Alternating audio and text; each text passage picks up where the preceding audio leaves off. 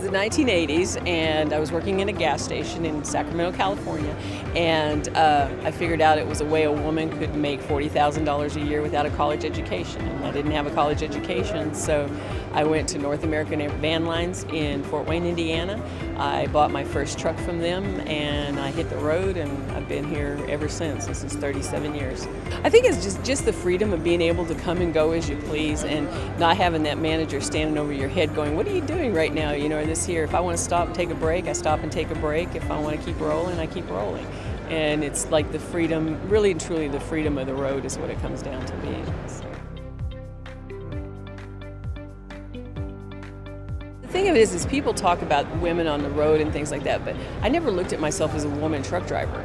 I am a truck driver. I don't classify myself as a woman, and I'm not going into gender neutral things here, but I'm just saying is whenever you are doing a job, if you do the job, it doesn't matter if you're a man or a woman, old or young, it doesn't matter. You do the job, you get respected for doing the job, and that's how that I feel that I've been treated that way. So a lot of women feel, oh, I can't do that. I go out recruiting drivers, and they're like, oh, those things are so big, I couldn't drive one of them. I go, yeah, you can. If you can drive a motorhome, you can drive an expedited truck, because it's no more than just a big motorhome. And I said tractor trailers might be a little bit different. That takes a little different skill set, but it's still all the same thing. Keep it between the lines and don't hit the guy in front of you. That's all there is to truck driving. I tell that's the secret to it right there. So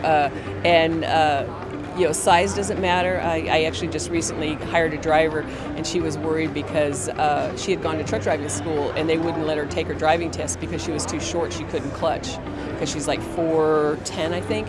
Well, she can drive an automatic just fine, and she's driving one of my trucks now.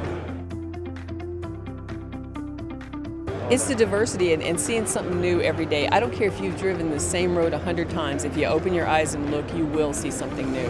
The leaves fall off the trees. There's a building you never knew was there because you've only gone by in the summertime.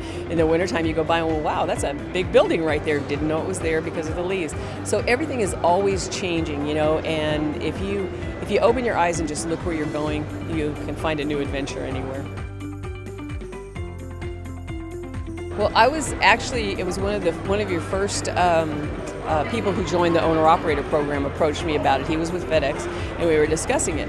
And when I first heard about it, why would I want to do that? I mean, what would be my point of, going to Expediter Services? I don't see an advantage. And then I looked into it more, and I realized, my truck was getting a little older, and with FedEx, if I break down somewhere, they'll tow me to my delivery. But from there, I'm on my own.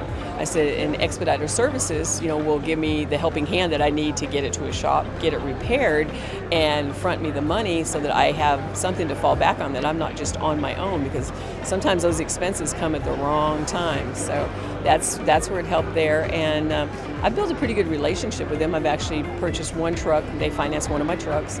And if I have drivers that I need that want to go to work for me and I don't have a truck for them, I call up Expeditors and say, hey, look, I got a team that I need to get into a truck. Can you guys get them into a truck until I can get one for them?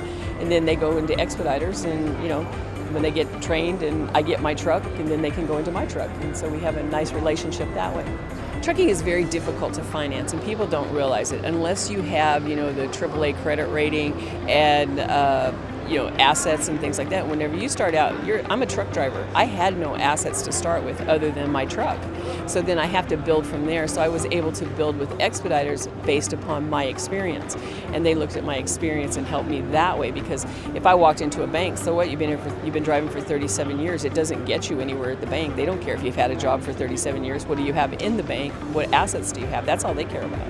If you want to do it and you want to buy a truck, go to Expeditors, tell them what you want to do, go to work driving one of theirs and drive it for a while. And then you learn, and then you can go to them and you can buy a truck through them. And you're already in business, and you don't have to worry about how you're going to get it, those huge down payments, because if you've never bought a truck before, most companies want a 20% down payment, and an Expediter's over $200,000 if you buy new. So that's 40 grand, and not many working people have 40 grand sitting in the bank. No, actually, my thing was the day that I signed the lease on my first truck, which was $59,000, and my new truck that I'm buying is $280,000, so a lot of difference in this short time. But when I signed the lease on that truck, I decided the day it became a job, I'd quit. And there's been a couple of days that came close, but so far it hasn't become a job yet. So.